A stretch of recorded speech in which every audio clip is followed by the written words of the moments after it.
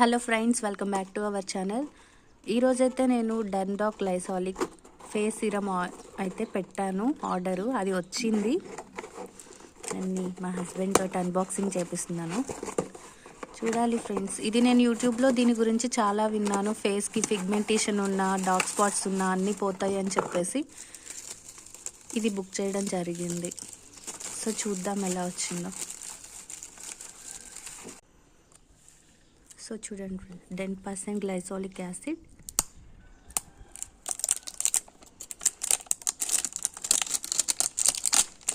నేనైతే first time దీన్ని order చేశాను ఫ్రెండ్స్. ఆర్డర్ చేసిన 4 డేస్లోనే వచ్చేసింది. సో